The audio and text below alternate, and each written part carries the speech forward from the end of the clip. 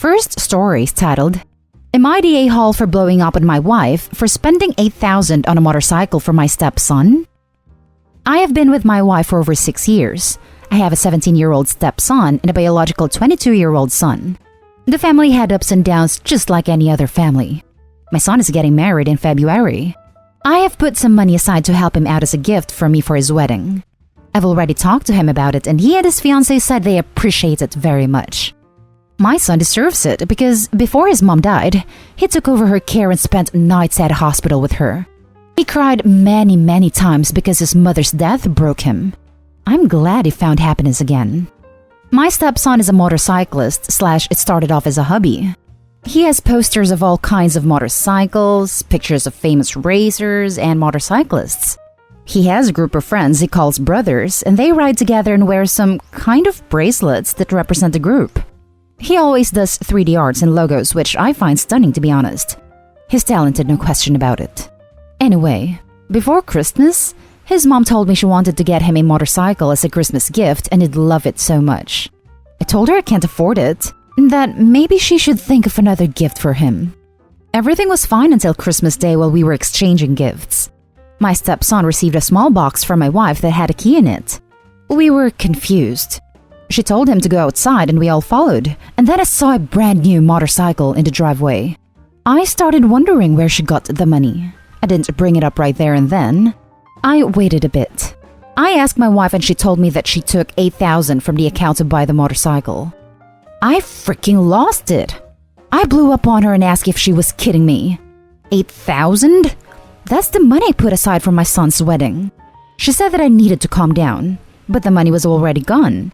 My son showed up and asked what was wrong. I couldn't tell him his stepmom took the money that was meant for him to buy an expensive motorcycle that I'm sure my stepson will throw in the garage just like he did the old ones in a very short time. So far, he had 2 motorcycles that ended up being damaged. Those motorcycles cost us so much money other than paying for spares and parts that needed repairing. I told my wife she has 2 days to return the motorcycle and get the money back.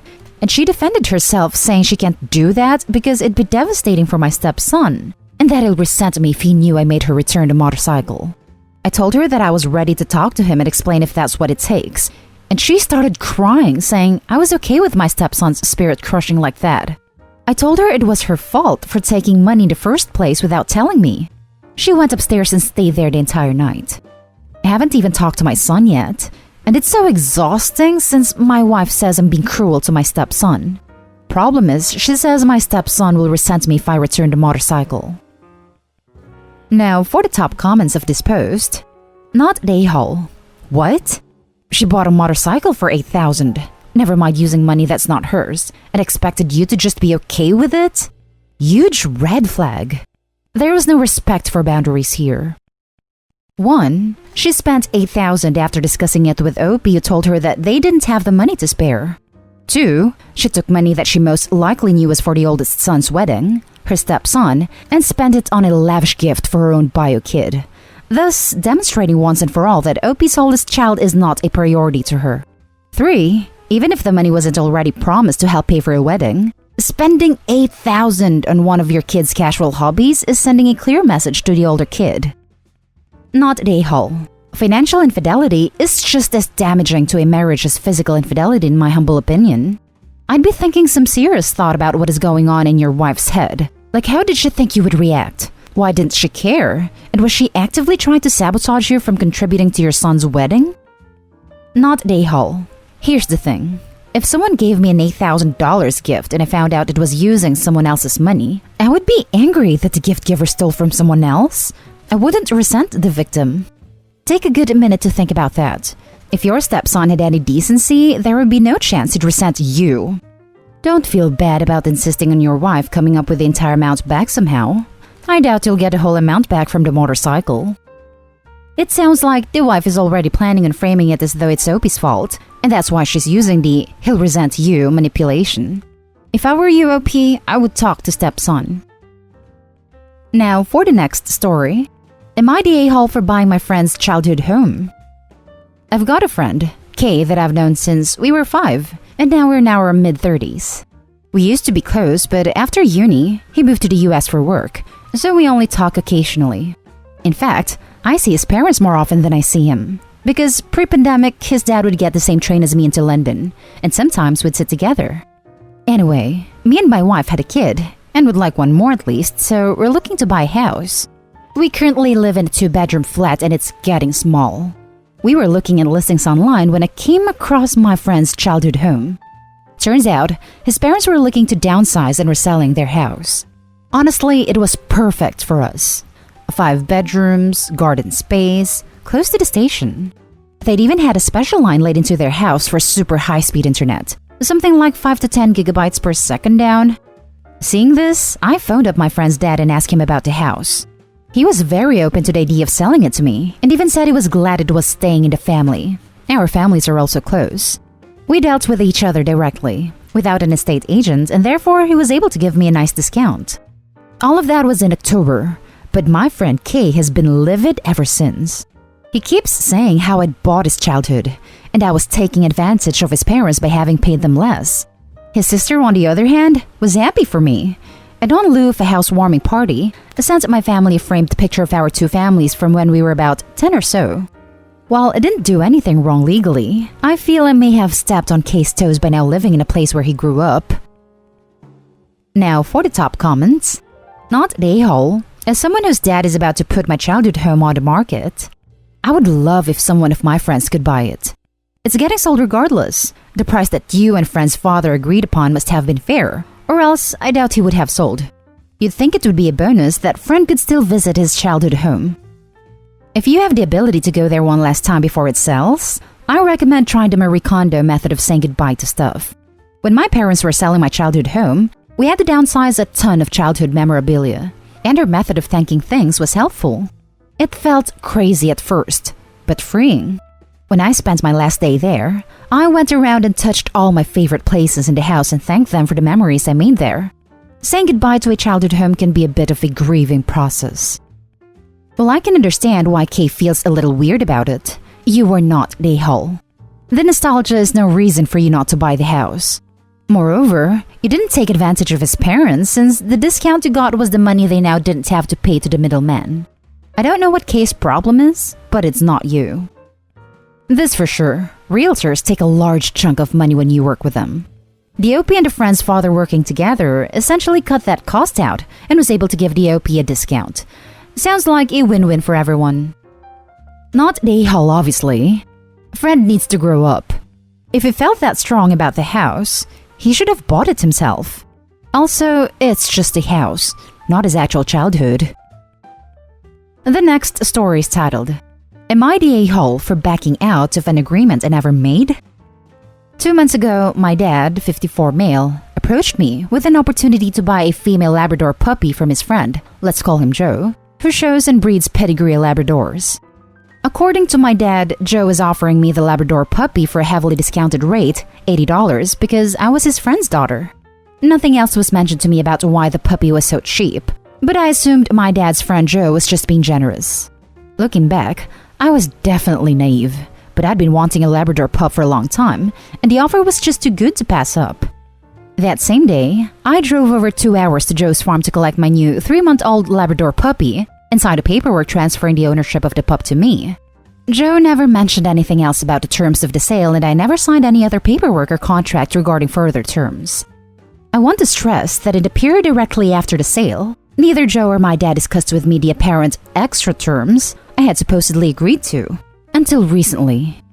I mentioned to my dad that I had booked Jennifer, name of pup, for her desexing next month, and my dad immediately told me I had to cancel. He went on to explain that he had agreed, on my behalf, to allow Joe to use my Labrador to breed more pups for him to sell. This is apparently why I was able to buy Jennifer for such a discounted rate. I was shocked, but frankly not surprised since my dad has a long history of neglecting to mention important details, / lying by omission. As far as I'm concerned, I never agreed to these terms, so I'm not bound to them. Dad and Joe may have had a verbal agreement, but I am the legal owner of Jennifer and there was no verbal, nor written, agreement between me and Joe, so I don't care. I called Joe and made it crystal clear to him that I absolutely was not planning to breed Jennifer, let alone give him the puppies to sell. He was upset, called me a few choice names, and demanded to pay back the difference between the discounted rates and the normal rates for Jennifer, since I wasn't breeding her for him. I refused, because I legally own Jennifer now, and the sale is over. If he wanted me to breed Jennifer, he should have talked to me about this personally because I was the buyer, not my dad. Joe is apparently fuming, and my dad is angry because he doesn't understand why it's a big deal. And other extended family members who know Joe think I'm being a witch and should at least pay him back the difference. But I honestly just don't feel like I'm obligated to. It's their fault, especially Joe, for not mentioning these extra terms to me before the sale. He's the seller and he should know better when conducting his business. Also, according to the agreement, I would have to breed Jennifer whenever Joe wanted, so I'm guessing non-stop. Plus, Joe would not have to pay for Jennifer's medical expenses when pregnant, and that would all come out of my pocket. Hard pass. Not at A-hole. Make sure you have your dog chipped and some sort of tracking device on the collar. I wouldn't trust Joe or your father not to try to take the dog back. Maybe also look into getting some cameras put up at your place. Small tattoo on the dog. It makes it easier to know it's your dog, and microchip can slip placement. I'd honestly do both though. Not at A-hole. Have your dad pay the difference, as he was the one who deliberately lied by omission. Not at A-hole. The dog is your dog, and you do not owe anyone anything. You are absolutely correct that if the terms of the sale included making the dog available for breeding, that the transfer of ownership paperwork needed to include that information. It didn't, and nothing else was signed. There isn't anything anyone can do legally. Do be careful though, because I wouldn't put it past a scorned backyard breeder, and frankly that's what he sounds like with his attempt to force you to breed dogs for him, to steal your dog. Make sure that she's never outside alone. Be careful at dog parks. Be sure she's chipped. And be clear with any groomers, daycare, or boarding centers that you and only you are to pick up your dog. Not at A-hole. He sounds like a backyard breeder who doesn't actually care about the health of the breed.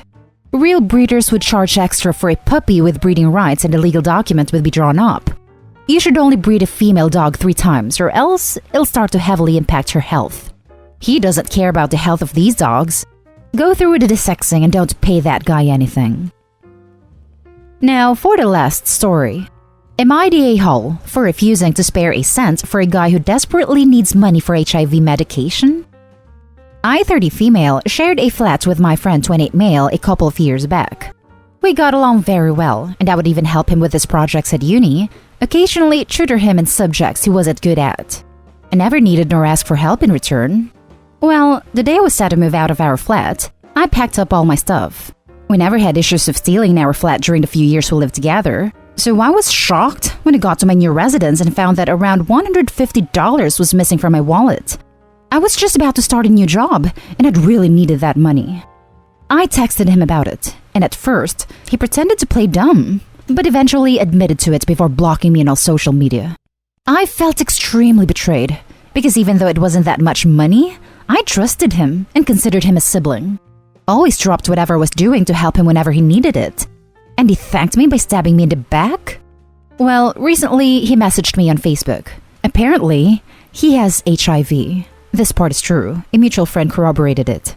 He wanted to sincerely apologize for what he did, and is asking to borrow money to buy medication.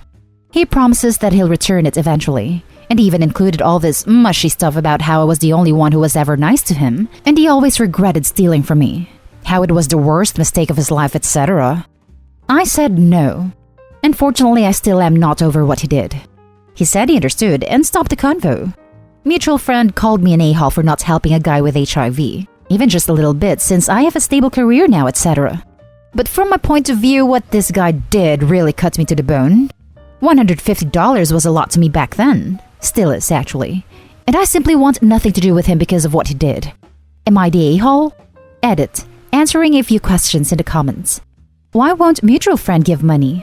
Mutual friend has no stable job but knows I have some cash to spare. Is ex-roommate a drug addict? I don't know. The possibility did cross my mind, but having lived with him for a time, I never got the impression he did substances. I never lost anything in that flat until he stole from me while I was moving out, which is why it was such a big shock to me. I never thought he'd do something like that. What about the $150? He never paid me back, never told me why he stole from me and what he used it for. Sadly, if he had told me he needed to borrow some cash, even though I was struggling financially then, I would have found a way to scrounge up some money to lend to him. Can't he buy his own meds / get them for cheaper? Unfortunately, I live in a country where healthcare is expensive, and not being able to afford medication is a prevalent issue here. Now for the judgment. Not A-hole. Tell him you already lent him $150, and instead, you were waiting for it to be returned. Very telling, the guy only apologized for stealing when he needed more money from Opie. Not A-hole. He betrayed your trust, and even if he hadn't, you still have no obligation to help him.